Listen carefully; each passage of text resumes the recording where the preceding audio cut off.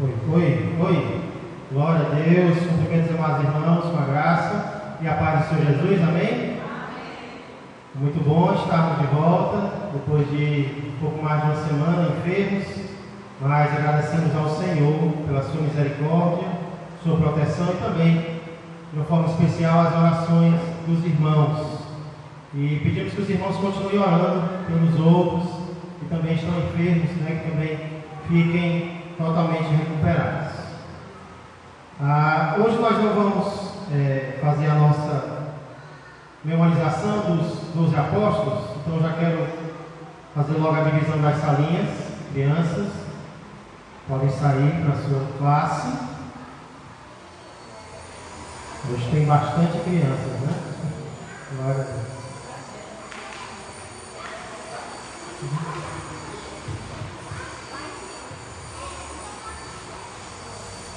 Deus quiser, quando nossas salas estiverem prontas, a gente vai ter também classe de juniores, adolescentes, jovens e por aí vai. Vamos dar continuidade ao nosso estudo nesta manhã e vamos orar mais uma vez ao Senhor. Senhor Deus e amado Pai, obrigado, Pai, por mais este dia, por mais este momento, por mais esta oportunidade que o Senhor nos dá de podermos nos ajuntar, Senhor, para Te adorar, também para aprender mais da Tua Santa Palavra, Pai, viva Palavra, a qual agora, Senhor, nós vamos abrir nela, vamos meditar, pedindo que o Senhor se agracie de cada um de nós, nos ajude a entendê-la e a decidirmos colocá-la em prática nas nossas vidas. Obrigado, Senhor, pelas Tuas bênçãos e obrigado também, Senhor, pelas provações que o Senhor tem permitido em nossas vidas. Tiago diz que devemos nos alegrar nelas, porque é através delas que a nossa fé é provada e nós somos aprovados. Deus. Muito obrigado, abençoa cada irmão que aqui está, também aqueles a quem nós representamos, Senhor, continuamos orando por eles também. Muito obrigado por tudo, é o que eu peço e agradeço, em nome de Jesus Cristo. Amém e amém. Glória a Deus. Será que é sempre que os últimos serão os primeiros e os primeiros serão os últimos? Essa foi a pergunta que o Tiaguinho me fez alguns dias atrás, eu não sei porquê, mas ele me perguntou: será que sempre os últimos serão os primeiros? E a resposta que eu dei para ele foi: não. Não é sempre que os últimos, quem começa sendo o último, termina sendo o primeiro. Tanto é que quem falou isso foi Jesus.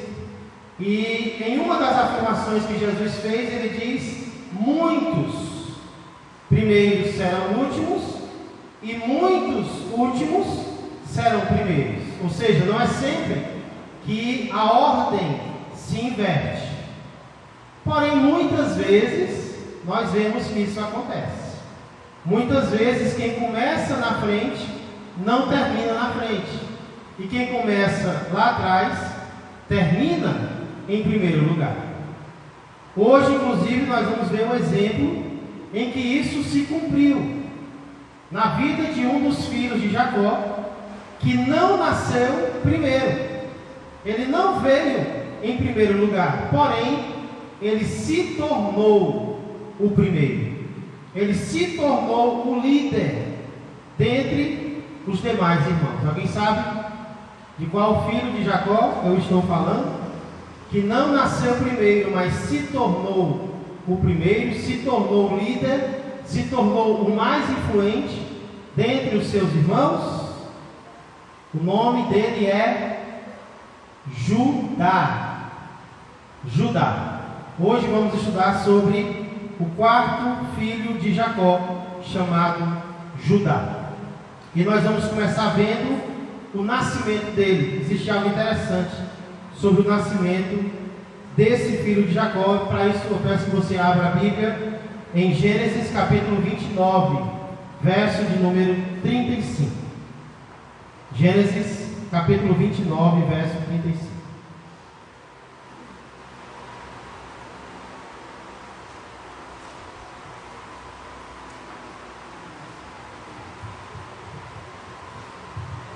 Agradecer também aos irmãos que estiveram me substituindo em mensagens, em estudos. Fiquei muito feliz, muito satisfeito. E mais oportunidades virão, viu? Vá se preparando aí, não deixe para estudar quando o pastor chamar, não. Já vai estudando, já vai se preparando para as oportunidades que Deus dá. Gênesis 29, 35 diz assim. Vamos começar no 31 só para a gente fazer uma comparação entre o nascimento de Judá e o nascimento dos outros. A partir do verso 31, diz assim: Vendo o Senhor que Lia era desprezada, fê-la fecunda, ao passo que Raquel era estéril. Concebeu, pois, Lia e deu à luz um filho, a quem chamou Ruben, pois disse: O Senhor atendeu a minha aflição, por isso agora me amará meu marido. Concebeu outra vez e deu à luz um filho e disse: Soube o Senhor que era preterida, ou seja, odiada pelo seu marido, e me deu mais este. Chamou-lhe, pois, Simeão. 34. Outra vez concebeu Lia e deu à luz um filho e disse: Agora, desta vez, se unirá mais a mim meu marido, porque lhe dei à luz 3 filhos. Por isso lhe chamou Levi. E agora o quarto, o qual nós vamos meditar hoje, verso 35, diz: De novo concebeu e deu à luz um filho. Então disse: Esta vez louvarei o Senhor. E por isso lhe chamou Judá, e cessou de dar à luz. Alguém conseguiu perceber alguma diferença no nascimento de Judá em relação ao nascimento dos outros filhos? Quem percebeu alguma diferença? Irmã Sandra.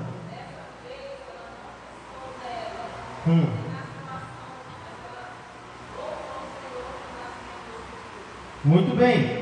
Dessa vez ela não pensou nela ou na situação dela. De fato, essa foi uma diferença notável aos meus olhos, e creio que aos olhos de vocês também. Nos 3 filhos anteriores, nos 3 nascimentos anteriores, Lia, que não era a esposa que Jacó amava, com quem ele queria casar, ele acabou casando com Lia ou Leia por causa do seu sogro, que o enganou. Então Lia não era a preferida de Jacó. Ela tem 3 filhos, e nos 3 nascimentos ela menciona o seu marido de uma forma ou de outra. Ela acha que através do nascimento o seu marido vai amá-la mais. Deus está honrando ela em relação ao marido. Agora ele vai me amar ainda mais porque eu lhe dei 3 filhos. Ou seja, os 3 nascimentos ela está olhando para Deus, mas ao mesmo tempo ela está olhando para o seu marido, para a sua situação, para a forma como ela está sendo desprezada por alguém. Mas agora o 4º filho nasce e ela não menciona o seu marido. Ela apenas diz: Desta vez eu vou apenas louvar o Senhor. Ela não está mais, parece que nesse momento ela acaba superando, pelo menos até aqui, ela acaba superando o desprezo do seu marido. Ela não olha mais especificamente para ele, mas ela vê em Deus um motivo para adorar. Ela vê em Deus um motivo para louvar. Por isso ela coloca o nome do seu 4º filho de Judá. E qual é o significado de Judá? Louvado, exaltado. Então o coração de Lia agora está cheio de desejo de louvar a Deus, de exaltar o nome do Senhor, independente do amor ou não do seu marido. Tanto é que ela não menciona agora a questão do seu marido, ela não menciona a questão de Jacó, ela apenas está olhando para Deus.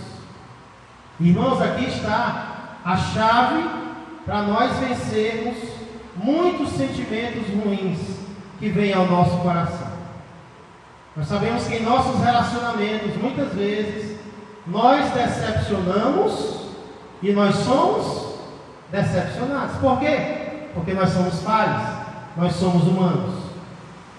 Isso acontece em relacionamentos de amizade, isso acontece em relacionamentos de pais e filhos. Às vezes os pais se decepcionam com os filhos se decepcionam com os pais. em relacionamento de marido e esposa, em relacionamento de igreja, sempre haverá decepção. E qual vai ser a solução para não se abater com as decepções dos outros? Só existe uma: erguer a cabeça e olhar para Deus. Porque sempre que nós olharmos para Deus, nós vamos encontrar o quê? Motivo de tristeza? Nós vamos encontrar motivo de decepção? Não. Nós vamos encontrar motivo de alegria. Nós vamos encontrar motivo de adoração, de exaltação. Porque grandes coisas o Senhor tem feito por nós, e por isso nós devemos estar alegres. Então aqui nós vimos uma diferença no coração de Lia. Ela tem o quarto filho, Judá, coloca esse nome porque significa louvado, exaltado seja o Senhor. Então aí Judá já se torna alguém diferente, né? O nascimento dele já vemos algo especial. Porém não é apenas no nascimento de Judá que nós vemos que ele se torna alguém especial. Ele vai se destacar também pela sua liderança. Quando Judá cresce, quarto filho de Lia, ele exerce liderança. E nós vamos ver os 3 ou 4 casos da liderança de Judá. E eu vou logo dizendo que essa liderança ela foi exercida de 2 formas. Primeiro, nós vamos ver Judá exercendo uma liderança negativa. Ele vai influenciar para o mal algumas pessoas. E depois nós vamos ver uma liderança positiva de Judá. Quando Judá foi um líder negativo? Primeiro, em relação a José. Olha comigo o capítulo 37, versos 25 a 27. Ainda em Gênesis, sempre em Gênesis. Alguém estava me perguntando: pastor, por que o senhor não fala das tribos? As 12 tribos? Porque o objetivo nesse primeiro momento é falarmos dos 12 filhos. E depois, quem sabe futuramente, a gente fala sobre as tribos que os 12 filhos formaram. Mas o objetivo aqui é a pessoa, o filho de Jacó. Pois bem, vocês conhecem o contexto aqui, Gênesis 37. Os irmãos de José estão com inveja dele, porque Jacó tem preferência por ele, dá uma túnica para ele, algo que não se deve fazer em relação aos filhos, ter preferência. E aí, mais uma vez, com falta de sabedoria, Jacó manda José ir ver como seus irmãos estão. Eles o veem e tramam a sua morte. Aí Jacó entra em cena, Judá entra em cena nos versos 25 a 27. José está na cisterna, José está no poço. E aí no verso 25 diz: ora, sentando-se para comer pão, olharam e viram que uma caravana de ismaelitas vinha de Gileade. Seus camelos traziam aromatas, bálsamo e mirra, que levavam para o Egito. Verso 26. Então disse Judá a seus irmãos: de que nos aproveita matar o nosso irmão e esconder do sangue? Vinde, vendamo-lo aos ismaelitas, não ponhamos sobre ele a mão, pois é nosso irmão e nossa carne. E o que foi que os irmãos fizeram? Seus irmãos concordaram. Irmãos, o que é que Judá faz aqui? O plano inicial era matar José. Eles veem uma caravana de ismaelitas, era comum comprar escravos naquela época. Judá levanta a voz, ele não é o irmão mais velho, mas percebam como ele começa a exercer uma liderança aqui. Ele levanta a voz e diz: nós vamos ganhar o quê? Matando nosso irmão. Vamos vendê-lo, vai ser melhor para nós e a gente não leva a culpa do sangue do nosso irmão. Irmãos, é como se Judá fizesse algo menos ruim do que matar. O que seria pior nesse caso aqui? Matar José ou vender José? O que seria pior? Na opinião de vocês, seria pior matar? A vida acabaria ali mesmo.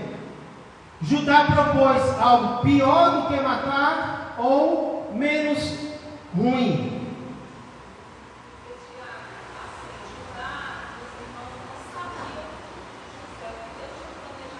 Isso.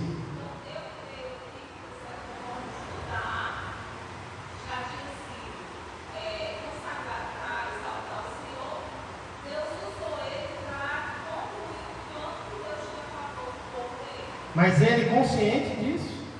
Não, ele não. Sem ele perceber. Ok, a minha pergunta é, o que eu quero saber de vocês é: Judá propôs algo pior ou menos ruim do que matar o seu irmão? Vocês concordam? Ou tanto faz matar ou vender? É o mesmo pecado? Eu creio que vender o irmão foi algo menos ruim do que matar. Concordam? Sim ou não? A pergunta é: o fato dele não ter matado e sim vendido justifica a venda? Ah, eu não matei, eu vendi. Vender é melhor do que matar, né? Aí por causa disso Deus vai me perdoar. Irmãos, esse é ou não é um erro que às vezes nós cometemos, né? Ah, eu poderia ter feito isso, mas eu fiz algo menos ruim, né? Eu não matei, eu apenas espanquei a pessoa, mas eu não cheguei a matar, né? Então às vezes nós queremos tranquilizar o nosso coração fazendo algo errado e pensamos assim: ah, mas eu poderia ter feito pior e eu não fiz. Como se fazer algo menos ruim fosse justificável aos olhos de Deus. Deixa eu dar. Pois não, Vitor.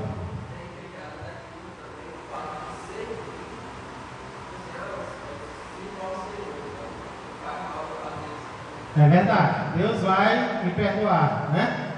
Tinha um pregador que antigamente dizia assim: se eu ainda tenho crédito no céu, então eu vou fazer isso e vai acontecer, né? Então às vezes nós achamos que nós temos crédito para pecar. Não existe esse banco aí, não.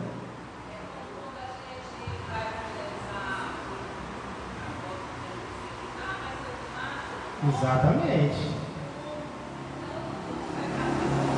Exatamente. Se eu não faço o que os outros fazem, então Deus vai ter um cuidadozinho aí comigo, né? Vai ter uma tolerância a mais. Exatamente. Quem sabe aqui o que significa se masturbar? Quem sabe? Se masturbar significa você praticar sexo sozinho, consigo mesmo. É você manusear o seu próprio corpo. E o que é que muitas pessoas pensam, inclusive no meio evangélico? Ah, é melhor eu me masturbar do que eu fornicar, digamos assim, né? Eu ter relações com outro jovem. Então eu vou lá, vou acessar a internet, eu vou ter o meu prazer ali sozinho. Eu sei que é errado, mas é melhor do que eu ter algo com outra pessoa. Ou então casado. Ah, é melhor eu fazer isso aqui do que eu adulterar. E de fato, irmãos, fornicar e adulterar é pior do que você ter pensamentos errados, você assistir a internet, você se masturbar. Mas isso não justifica a masturbação. Isso não justifica o sexo solitário, sozinho, que não é do agrado de Deus.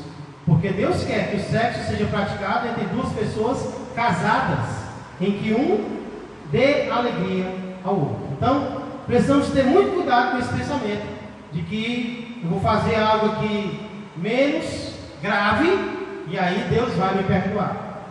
Nós vemos que não é assim que Deus trata conosco. Então Judá errou em relação a José, apesar de ter sido algo menos grave do que matar. Então vamos ter cuidado com o menos grave. A gente vai aceitando, vai se conformando, e a nossa vida com Deus vai se distanciando cada vez mais. Ok? Mas não foi apenas no caso de José que Judá exerceu uma influência negativa. Tem algo também muito feio que se encontra no capítulo 38. E a gente vai ler esse capítulo agora, depois eu vou só resumir, só para a gente entender. Gênesis capítulo 38. Olha que coisa feia aqui, né? Esse é um dos capítulos mais feios da Bíblia e ao mesmo tempo é um dos mais lindos. Vamos ver se a gente entende por quê. Gênesis capítulo 38, verso 1. Aconteceu por esse tempo que Judá se apartou de seus irmãos e se hospedou na casa de um adulamita chamado Hira. Ali viu Judá filha de um cananeu chamado Sua. Ele a tomou por mulher e a possuiu. E ela concebeu e deu à luz um filho, e o pai lhe chamou Tornou a conceber e deu à luz um filho. A este deu a mãe o nome de Onã. Continuou ainda e deu à luz outro filho, cujo nome foi Selá. Ela estava em Quesibe quando teve. 3 filhos Judá teve com essa mulher. Aí começa a acontecer algo estranho. Verso 6. Judá, pois, tomou esposa para o seu primogênito. O nome dela era? Qual era o nome dela? Tamar. Porém, o primogênito de Judá era perverso perante o Senhor, pelo que o Senhor fez morrer. Então disse Judá a Onã: possui a mulher de teu irmão, cumpre o levirato e suscita descendência a teu irmão. A lei do levirato era a lei do cunhado. Se um irmão morresse sem filhos, a esposa do seu irmão tinha que ser dada, o irmão da viúva, o irmão do falecido tinha que ter um filho com a viúva, e o filho da viúva, é complicado, e o filho da viúva receberia o nome do falecido. Seria uma forma dele não ficar sem filhos. Se ele morresse sem filhos, mesmo assim teria um filho com a viúva através do seu irmão. Sabia, porém, Onã, verso 9, que o filho não seria tido por seu, e todas as vezes que possuía a mulher de seu irmão, deixava o sêmen cair na terra, para não dar descendência a seu irmão. E isso, porém, que fazia, era mal perante o Senhor, pelo que também a este fez morrer. Irmãos, Tamar casa com morre. O que Judá faz? Casa Tamar com o segundo, Onã. O que acontece com Onã? Onã morre. O que o pai pensa? Essa aí é uma viúva negra. Essa aí é uma matadora de marido. Já matou 2 filhos meus, vou dar o terceiro? Dou nada. Era a obrigação dele fazer isso. Dar Selá, para que Tamar casasse com ela. Será que ele faz isso? Verso 11. Então disse Judá a Tamar, sua nora: permanece viúva em casa de teu pai, até que Selá, meu filho, venha a ser homem. Pois disse: para que não morra também este como seus irmãos. Assim Tamar se foi, passando a residir em casa de seu pai. Ele deu uma desculpa, que o menino era novo, deixa ele crescer mais um pouquinho para você matar ele também. Deixa ele crescer mais um pouquinho para você casar com ele. Mas na verdade no coração dele ele estava com medo. Ele achava, irmãos, essa é a nossa tendência. Nós sempre temos a tendência de achar que a culpa é dos outros e não dos nossos. Os 2 filhos de Judá eram perversos, mas ele colocou a culpa em quem? Na nora. É ela que está matando eles, ao invés de ver a culpa dos próprios filhos. No correr do tempo, verso 12, no correr do tempo morreu a filha de sua mulher de Judá. É muita morte, E consolado Judá subiu aos tosqueadores de suas ovelhas em Tímina, ele e seu amigo Hira, o adulamita. E o comunicaram a Tamar: eis que o teu sogro sobe a Tímina para tosquear as ovelhas. Aí ela usa uma estratégia nada recomendável nos nossos dias. Verso 14. Então ela despiu as vestes de sua viuvez e, cobrindo-se com o véu, se disfarçou e se assentou à entrada de Enaim, no caminho de Tímina. pois via que Selá já era homem, o filho caçulo de Judá, e ela não lhe fora dada por mulher. Judá não cumpriu a palavra, não deu o filho dele para ela. Vendo-a Judá, teve-a por meretriz, pois ela havia coberto o rosto. Ela com certeza se vestiu como uma prostituta. Só assim ele pôde ver nela uma prostituta. Então se dirigiu a ela no caminho e lhe disse: vem, deixa-me possuir-te, porque não sabia que era sua nora. Ela respondeu: que me darás para coabitares comigo? Ele respondeu: enviar-te-ei um cabrito do rebanho. Perguntou ela: dar-me-ás penhor até que o mandes? Respondeu ele: que penhor te darei? Ela disse: o teu selo, o teu cordão e o cajado que seguras. Ou seja, a chave do carro, o cartão e o que mais você tiver aí. É só isso que eu quero. Ele, pois, nos deu, olha a coragem de Judá, e a possuiu, e ela concebeu dele, ou seja, ela engravidou. Levantou-se ela e se foi, tirou de sobre si o véu e tornou as vestes da sua viuvez. Passou o tempo, verso 20, enviou Judá o cabrito por mão da Dolamita, seu amigo, para reaver o penhor da mão da mulher, porém não a encontrou. Então perguntou aos homens daquele lugar: onde está a prostituta cultual que se achava junto ao caminho de Emaim? Responderam: aqui não esteve meretriz nenhuma. Tendo voltado a Judá, disse: não a encontrei. E também os homens do lugar me disseram: aqui não esteve prostituta cultual nenhuma. Respondeu Judá: que ela o guarde para si, para que não nos tornemos em opróbrio, vergonha. Mandei-lhe com efeito o cabrito, todavia não a achaste. Imagina a tristeza de Judá, perdendo os seus bens e agora podendo correr vergonha. Verso 24. Passados quase 3 meses, foi dito a Judá: Tamar tua nora adulterou, pois está grávida. Então disse Judá: tirai-a fora, para que seja queimada. É engraçado demais, né? Judá deixa a filha, a nora, sozinha, não dá o filho dele para ela, para casar com ela, e quando ela aparece grávida, ele ainda coloca a culpa nela. Aí ela adulterou, era para estar esperando meu filho, que eu não vou dar, mas era para estar esperando. Queria que ela estivesse esperando, não queria que ela tivesse nada com ninguém. E aí o que ele faz? Queima essa pecadora, queima essa mulher, a culpa é toda dela.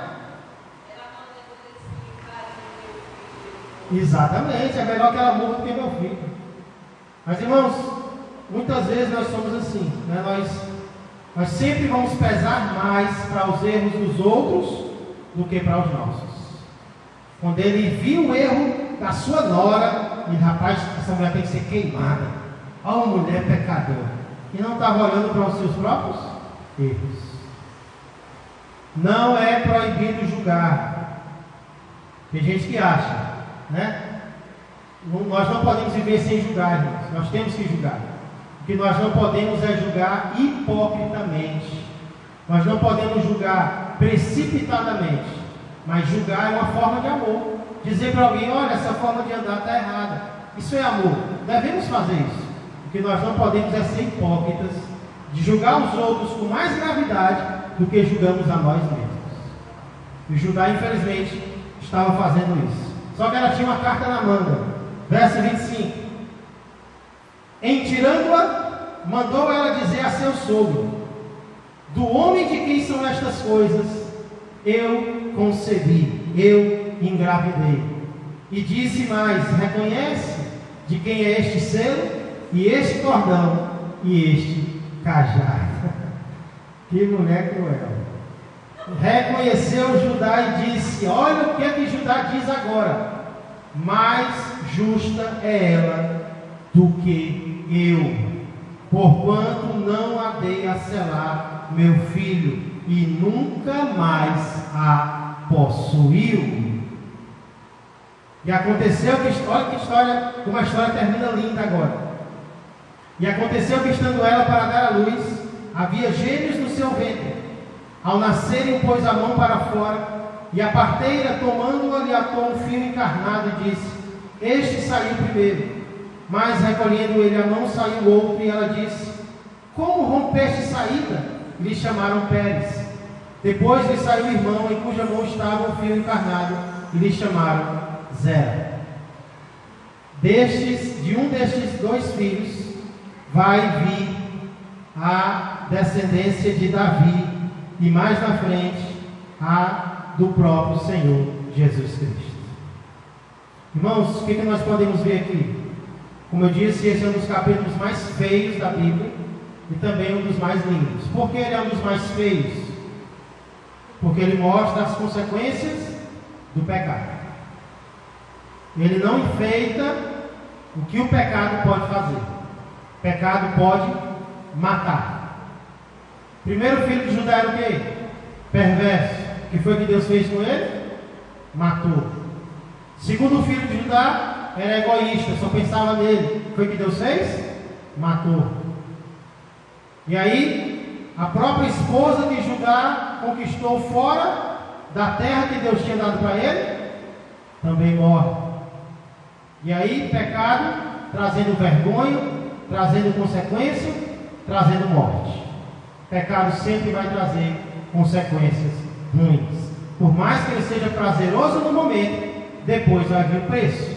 E o preço é muito caro. É mais caro do que o prazer. Porém, irmãos, porque esse capítulo é um dos mais lindos? Porque ele não mostra apenas a consequência do pecado.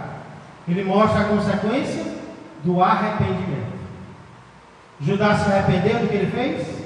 Sim. Como é que a gente sabe? Primeiro, porque ele falou: mais justa é ela do que ele. Antes ele achava que ela era mais pecadora, mas ele se arrepende e ele diz: ela é mais justa do que eu. Quem se arrepende é assim.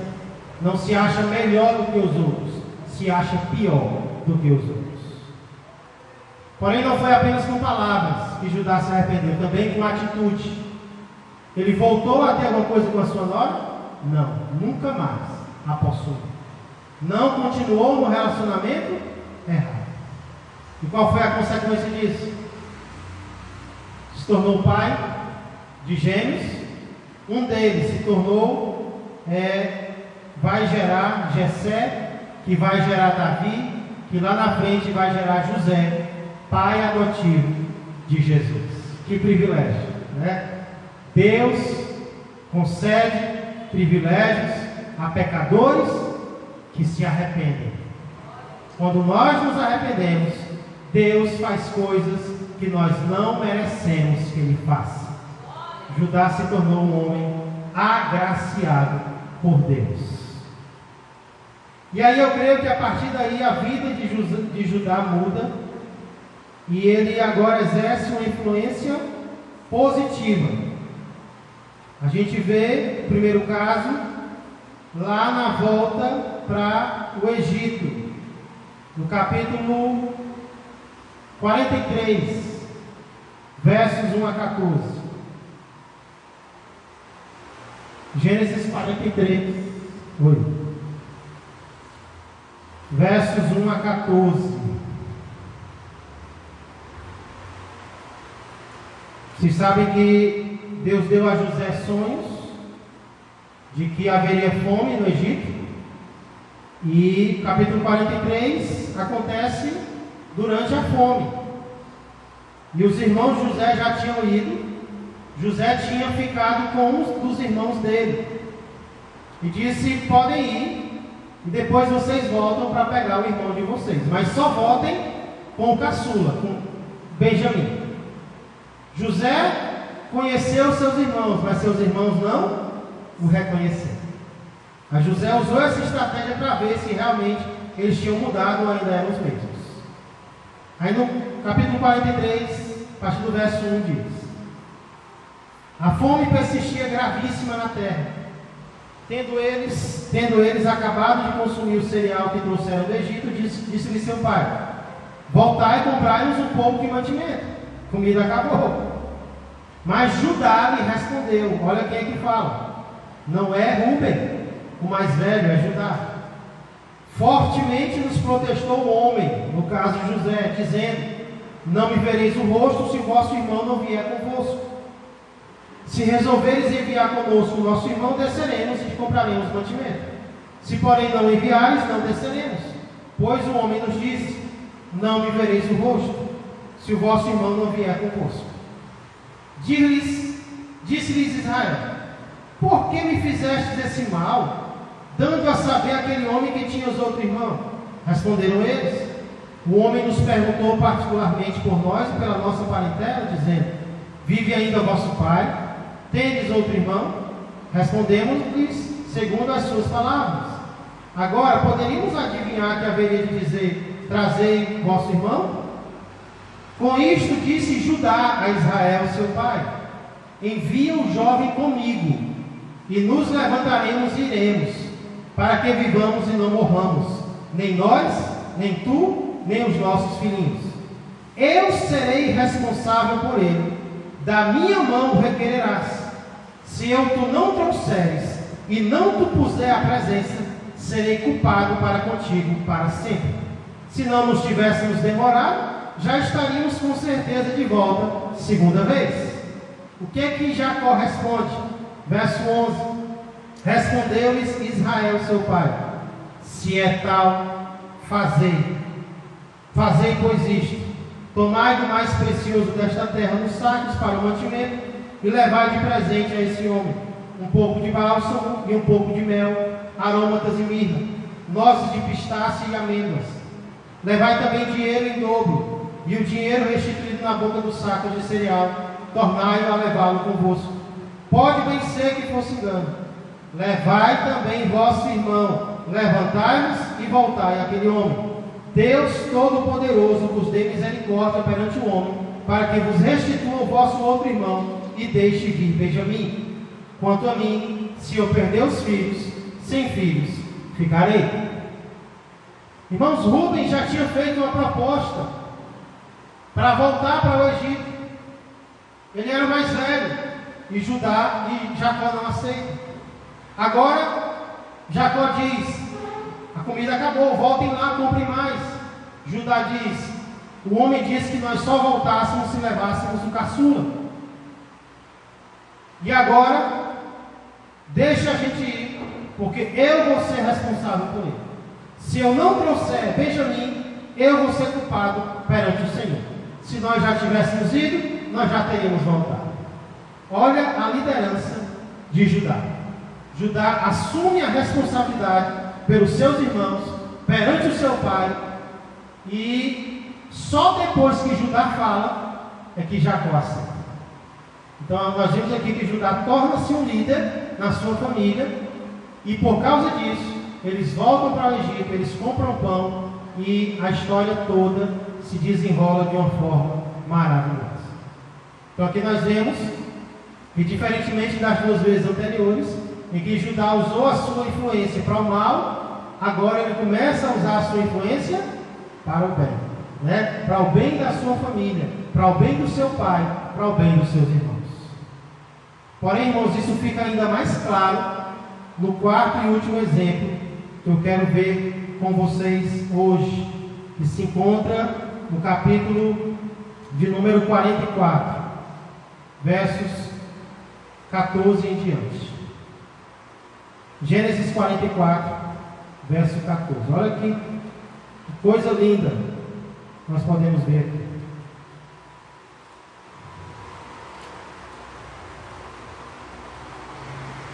Eles voltam para o Egito, e agora José prende Benjamim e dá para eles a oportunidade de dizer: voltem para casa, deixa Benjamim aqui. E aí ele faz um teste com seus irmãos para saber se os seus irmãos realmente amam o caçula. Verso 14: e chegou Judá com seus irmãos à casa de José. Este ainda estava ali, e prostraram-se em terra diante dele. Disse-lhe José: que é isso que fizestes? Não sabíeis vós que tal homem como eu é capaz de adivinhar? Então disse Judá: que responderemos a meu senhor? Que falaremos? e como nos justificaremos? Achou Deus a iniquidade de teus servos. Eis que somos escravos de meu Senhor, tanto nós como aquele em cuja mão se achou o copo. A estratégia de Judá aqui foi: já que o Senhor descobriu o nosso erro, todos nós vamos ser teus escravos agora. Mas ele disse, verso 17: longe de mim que eu tal faça. O homem em cuja mão foi achado o copo, esse será meu servo. Vós, no entanto, subi em paz para vosso pai. Esse de quem José fala é Benjamim. É como se José estivesse dizendo: não, só Benjamim vai ficar preso aqui, vocês podem ir embora. É como se José estivesse dizendo: cometam o mesmo erro que vocês cometeram comigo, abandonem o irmão de vocês, vão para casa. O que agora eles vão fazer? Verso 18: então Judá se aproximou dele e disse: ah, Senhor meu, rogo-te, permite que teu servo diga uma palavra aos ouvidos do meu Senhor, e não se acenda a tua ira contra o teu servo, porque tu és como o próprio faraó.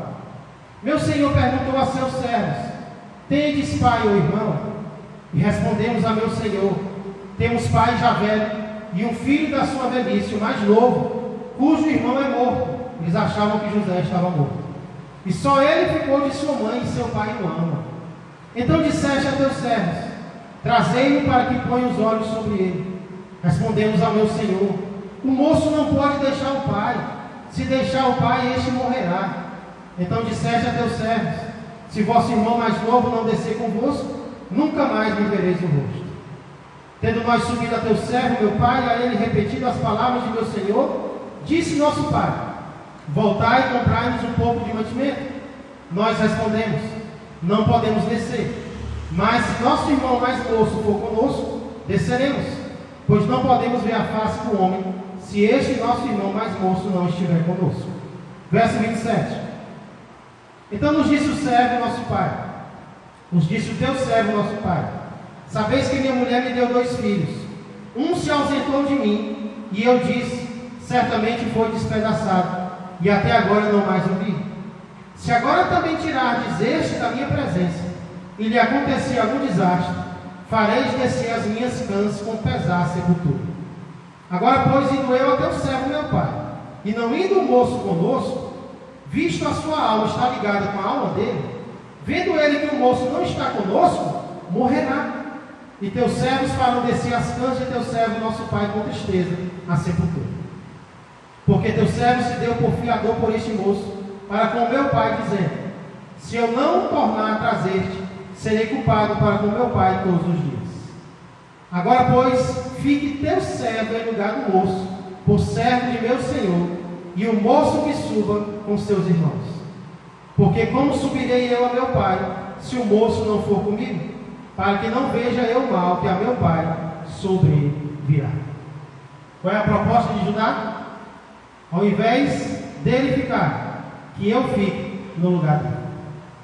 Eu prefiro ficar do que ver meu pai morrer de tristeza. Eu não vou fazer isso com meu irmão. Olha, irmãos, a mudança em Judá. Aquele que um dia não pensou no pai, não pensou no irmão, vendeu, agora muda completamente. Torna-se um líder não mais egoísta que pensa em si, mas altruísta que pensa nos outros. E sabe o que acontece? No capítulo 45, José se revela. Ele vê que os irmãos mudaram. Ele perdoa seus irmãos, ele chora com eles e diz: traga meu pai para cá, eu vou cuidar de todos vocês. Que mudança, irmãos! Que mudança em Judá! Nós vimos aqui um retrato do nosso próprio Salvador. Para que nós fôssemos libertos, ele se ofereceu em nosso lugar. Exatamente como Judá disse: que eu fique no lugar dele, que ele seja liberto e que eu seja preso. Jesus Cristo não foi apenas para ser preso, foi para ser morto. Para que nós vivêssemos, ele disse: eu morrerei no lugar deles. E é por isso que nós estamos aqui e temos esperança de viver eternamente com ele, porque ele morreu em nosso lugar. Glória a Deus. Para concluir, irmãos, vamos ver o futuro de Judá. Na bênção que Jacó pronuncia, no capítulo 49, Gênesis 49, ele diz o seguinte sobre Judá, acerca do futuro de Judá. Gênesis 49, versos 9 a 12. Diz assim, verso 8, perdão. Gênesis 49, verso 8. Judá, teus irmãos te louvarão. O que significa Judá? Louvado, exaltado. A tua mão estará sobre a cerviz de teus inimigos. Os filhos de teu pai se inclinarão a ti. Judá é leãozinho, da presa subiste, filho meu. Provavelmente foi daqui que surgiu a expressão leão da tribo de Judá. Judá é leãozinho, da presa subiste, filho meu. Em curva se deita como leão, e como leoa, quem o despertará? O cetro não se arredará de Judá, nem o bastão de entre seus pés, até que venha Siló, e a ele obedecerão os povos. Provavelmente uma profecia sobre o Messias, sobre o Cristo, que veio da tribo de Judá. Verso 11: ele amarrará o seu jumentinho à vide, e o filho da sua jumenta à videira mais excelente. Lavará as suas vestes no vinho e a sua capa em sangue de uvas. Os seus olhos serão cintilantes de vinho e os dentes brancos de leite. Irmãos, aqui Judá fala sobre o futuro. Jacó, Judá, Jacó e José, dá para confundir, né? Jacó fala sobre o futuro de Judá, de certa forma falando sobre a tribo que vai vir de Judá. E aqui nós vemos que o fato dele ter se tornado um bom líder acaba se refletindo também na sua tribo. A tribo de Judá torna-se a tribo dos reis, dos grandes reis do povo de Deus. Foi a tribo que mais perseverou em seguir ao Senhor. Foi a tribo que teve os reis mais piedosos do povo de Deus. Foi a tribo de Davi, foi a tribo de Salomão, foi a tribo de vários reis piedosos, dentre os quais depois veio o Rei dos Reis e Senhor dos Senhores, que é o próprio Senhor Jesus Cristo. Que verdades, irmãos, nós podemos aprender sobre a liderança de Judá?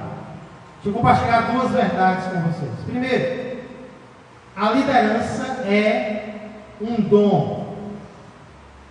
A liderança é uma capacidade dada por Deus. Com isso eu não estou dizendo que um líder ele não pode ser feito.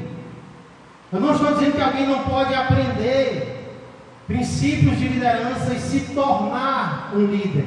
Qualquer um pode se tornar um líder se quiser. É como alguém, eu vi numa tirinha, num desenho, alguém tocando piano, chega outra pessoa e diz: pare de fazer isso, você não é bom. Aí ele responde: mas como eu serei bom se eu não fizer? Então ele não era bom em tocar piano, mas ele acreditava que poderia ser, se praticasse. Com a liderança também é assim. Pessoas muitas vezes introvertidas, tímidas, podem aprender, podem seguir os princípios da palavra de Deus e se tornarem bons líderes. Mas o que eu estou querendo dizer é que existem líderes que já nascem líderes. São líderes natos, são líderes naturais, são pessoas que têm tendência realmente para liderar. Judá é um exemplo disso. Judá lidera de forma natural. Ele fala e os seus irmãos escutam. Pedro era um líder natural. Ele teve que ser burilado, ele teve que ser aperfeiçoado. Ele era uma pedra bruta que se tornou um diamante, mas antes de qualquer coisa ele já era um líder. Ele falava e os outros escutavam. Então, existem lá na lista de Paulo em Romanos, capítulo 12, ele vai dizer que vai falar sobre o dom de liderar, o dom de liderança. Aí, graças a Deus, existe esse dom na igreja e deve ser exercido por aqueles que têm o dom. Todos devem aprender a liderar. mas especialmente quem tem o dom deve exercer ainda mais. Outra lição que eu aprendo aqui é que a liderança, como toda habilidade, pode ser usada tanto para o bem quanto para o mal. Alguém sabe falar, tem a capacidade de falar, é eloquente. Isso é bom ou ruim? Depende. Depende de como ele vai usar. Ele pode usar para o mal, mas ele pode usar para o bem. Alguém sabe cantar, pode usar a voz para o mal, pode usar a voz para o bem. E tem muita gente que começa usando para o bem na igreja e quando cresce se desvia, né? Canta funk, canta pop, canta rock, canta tudo que não presta. A história está cheia de Elvis Presley, né? Katy Perry e tantos outros que começaram cantando para Deus no coro da igreja e depois se desviaram. E não é só cantor não, tocador também, né? Infelizmente é só o que tem. Então pode ser usado para o bem como para o mal. Judá é um exemplo disso. Judá tinha a capacidade de liderar, tornou-se um líder. Começou usando para quê? Para o mal. Mas depois se arrepende e usa para o bem. Isso nos leva, irmãos, a pensar em uma decisão que todos nós temos que tomar hoje. Que decisão é essa, pastor? A decisão de termos cuidado com a liderança negativa. Todos nós precisamos ter cuidado com a liderança negativa. Como assim, pastor? A influência negativa. Para começar, dos outros para conosco. Influência que as pessoas exercem em nós. Tenho ouvido muitas pessoas dizerem: não, mas eu já sou adulto. Não, mas eu já sei o que eu faço. Ninguém me influencia, não. Isso não é verdade. Não é o que a gente vê na Bíblia. Não é o que a gente vê na história. Não é o que a gente vê no mundo. Pelo contrário, as facções estão aí para mostrar que todos podem ser influenciados para o mal. Conta-se a história, inclusive, de um titular de um juizado de menores que estava percebendo que cada vez mais os menores estavam cometendo delitos, estavam cometendo crimes. Aí teve um momento que, vendo aquilo, ele querendo combater a criminalidade entre os menores, ele começou a perguntar onde eles tinham aprendido aquilo. Aí chamou um e perguntou: quem te ensinou a fazer isso? Ele disse: o roubo me ensinou. Perguntou ao segundo: o roubo. Foi o roubo. Em poucos dias ele indiciou 33 menores que haviam sido influenciados por esse tal de roubo. Foi o que ele fez? Já sei o que eu faço. Vou chamar esse indivíduo aqui e vou interrogar. 2 dias depois, a polícia traz um tal roubo para o juiz. E ele diz: olha, acabei de indiciar 33 menores que disseram que foram influenciados por você. O que você tem a dizer sobre isso? O roubo abriu a boca e disse: tudo que eu sei, eu aprendi com o Duda. Olha o poder da influência. Duda influenciou um, e esse um influenciou dezenas. E as facções estão aí para mostrar que as gangues, que o mal tem o poder de influenciar o próximo. Mas será que é só lá fora que a gente vê isso? Ou será que no meio do povo de Deus também não tem? Nós não podemos ser influenciados também por alguém para fazer algo errado, para fazer algo que não presta. Às vezes a gente nem percebe. Mas tem alguém, um vídeo que você assiste ou algo que você escuta, acaba sendo uma liderança negativa para você. E eu e você temos que ter cuidado com Judá, quando Judá estiver longe de Deus. Porém, irmãos, não é apenas, cuidado não é apenas dos outros para conosco. Escute, também precisamos ter cuidado com a liderança negativa de nós para com os outros. Sabe por quê? A gente reclama muito do capeta, e com razão, porque o bicho é ruim, aí ele influencia muita gente. Mas se a gente não tiver cuidado, nós somos estagiários do capeta. Nós somos usados pelo capeta. Para quê? Para influenciar pessoas para o mal, para influenciar pessoas para longe de Deus, para influenciar pessoas às vezes próximas a nós, às vezes dentro da igreja. Se nós não tivermos cuidado, nós vamos ser um Pedro que vai se aproximar de Jesus e dizer: Jesus, não vá para a cruz não, Jesus não sofra não. Pedro foi usado pelo diabo, e nós também podemos ser, se não tivermos cuidado. Ao invés de influenciar alguém para o bem, ao invés de influenciar alguém para perto de Deus, nós podemos dizer palavras que vão desanimar, nós podemos dizer palavras que vão fazer alguém perder a fé, né? Nós vamos dizer palavras que vão fazer alguém se desunir de outra pessoa. Provérbios fala sobre os filhos de Belial, que são aqueles que semeiam contendas entre os irmãos.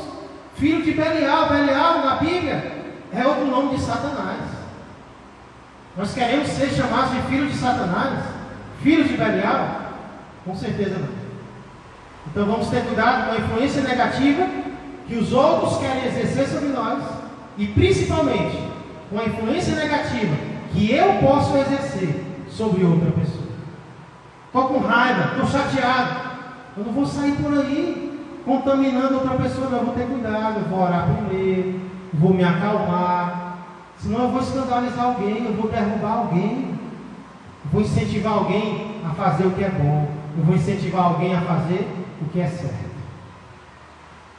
Então, que a história de Judá, irmãos, desse que não nasceu primeiro, mas se tornou primeiro, nos mostre que apesar de podermos ser usados negativamente para influenciar alguém, que nós decidamos ser usados positivamente para influenciar alguém. Ao invés de só reclamarmos que o governo não faz nada, que a violência está aumentando, vamos influenciar um jovem desses. Vamos convidar para a igreja. Vamos falar da palavra de Deus. Vamos citar um versículo. Vamos dizer: ei, Jesus te ama. Vamos influenciar, irmãos. Vamos fazer uma influência positiva na vida das pessoas, porque Deus é capaz de usar qualquer um de nós. Amém? Vamos ficar de pé. Vamos orar ao Senhor. Aprendemos hoje sobre liderança. Podemos ser líderes para o mal e vamos colher as consequências disso, mas também podemos ser líderes para o bem e receberemos as recompensas disso. Senhor Deus, amado Pai, obrigado mais uma vez por este momento, obrigado mais uma vez por esta oportunidade, obrigado pela Tua palavra que registra todos estes fatos sobre Judá. Procuramos fazer aqui, Senhor, um apanhado, um resumo de alguns acontecimentos da vida dele. E obrigado, Senhor, pelos acontecimentos ruins que foram registrados para o nosso aprendizado. Mas obrigado também, Senhor, pela mudança que ocorreu na vida de Judá e que pode ocorrer na nossa vida também. Nós que muitas vezes, Senhor, permitimos que o mal nos usasse para prejudicar alguém e a nós mesmos e a nossa família. Agora, Pai, arrependidos, nós permitimos que o Teu Espírito Santo venha nos usar para fazer a diferença na vida de alguém. Na vida, Senhor, talvez de alguém que está nas trevas, que está no mal. Nós podemos ir lá, Senhor, e brilhar com a luz de Jesus sobre ele. Ou alguém que está aqui, Pai, dentro da igreja, mas está triste, está desanimado, está perdido, nós podemos ir até ele nós podemos pegar na mão, nós podemos levantar, nós podemos ser um Judá, Senhor, transformado pelo Senhor, e os nossos filhos, os nossos descendentes poderão seguir o nosso exemplo. Pai, muito obrigado, abençoa o teu povo, o restante deste dia, continuamos orando pelos enfermos. Muito obrigado, Senhor, pela recuperação também do diácono Laerte, da Isa, de todos os demais. Continua abençoando, Pai, os que ainda estão enfermos, e nos traz à noite, Senhor, mais uma vez para adorarmos e louvarmos o teu santo nome. Por tudo isso nós pedimos e agradecemos em nome de Jesus. Que a graça do Senhor, que o amor do Pai e que a comunhão do Espírito Santo permaneçam e cresçam mais e mais na vida e na família de todos vós. Um ótimo dia a todos. Que Deus vos abençoe.